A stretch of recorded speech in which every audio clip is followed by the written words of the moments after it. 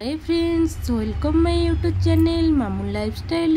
मु दीप्ति मैंने दुईटा अंडा अच्छी ताहले आमे खाइबा पाई 4 जन अच्छा कौन करवा से मु गोटे रेसिपी नहीं आसी अंडा आलूर भजा बा अंडा आलूर भुजिया। ये देखिपे प्रथमे मुठी आलू काटी नहीं दुईटा अंडा अच्छी सुखिला लंका आ कि सोरिष फुटण मु रखी पियाज काटी रखी जदि दुईटा अंडा भी आमलेट कले 4 जन को हम ना से आम ये अंडारे आलू देकी भाजी नबा पखाल भात रुटी सहित खाइबा को बहुत स्वादिष्ट लगे। लुण हलदी लंकागुंड आउठी मुझे एक करी मसला आउ सोरिष तेल आउ कटा पियाज यही सब जिनस को लेकिन आम बनैबा अंडा आलू भजा। चलतु रेसिपी स्टार्ट करिबा।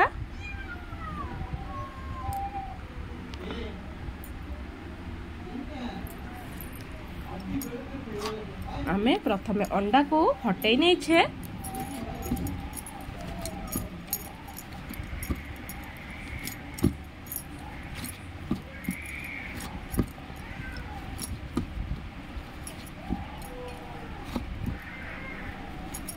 एबे आमे अंडा को भल भावरे मिक्स करनबा लुण टिके पकेकी भल भावरे गोले नबा।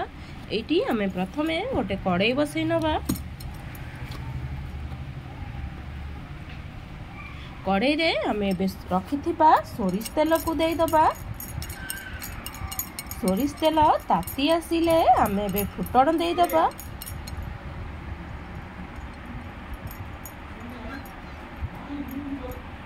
फुटण सुखिला लंका दे दबा। आपण एठी चाहिले कंचा लंका मध्य दे पारिबे, तार स्वादिष्ट मध्य बढ़िया आसी थाए।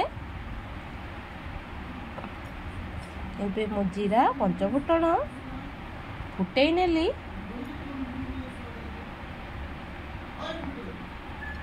तापरे आमे एबे पियाज को दे दबा।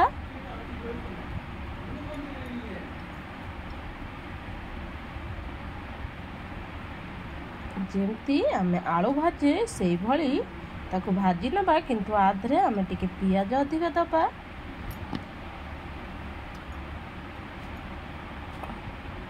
पियाज हमर अधा भाजी हे आसिले आमे एबे आलू दे दबा।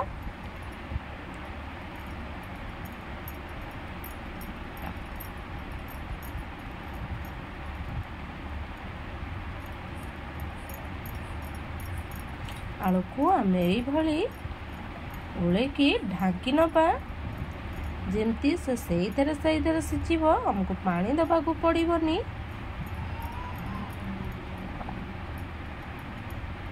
एबे आम आलू बांफ बाहर एबे आउ थरे ताकू खेलै नबा नचे तलू लगी जीव। एबे आम जो लुण हलदी लंकागुंड आ एक करी पाउडर रखिले ताकू दे दबा। एबे आम ताकू भल भावरे मिक्स करी गोले नबा।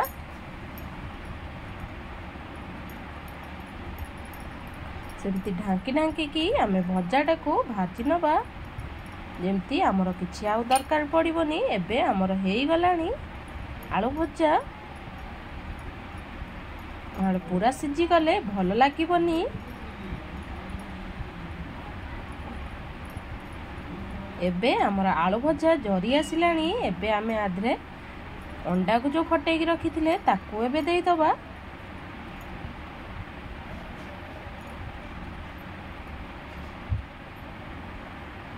एबे आमे आकु ढांकी नबा बा घोड़े नबा।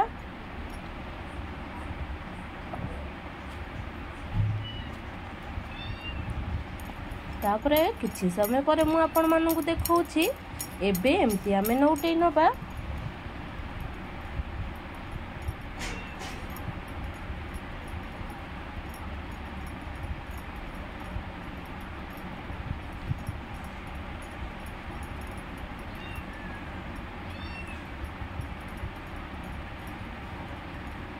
हमर एबे धीरे धीरे भजा हेई आसिलानी। एबे आमे तादरे लास्ट को टिके गरम मसला ऐड करिबा।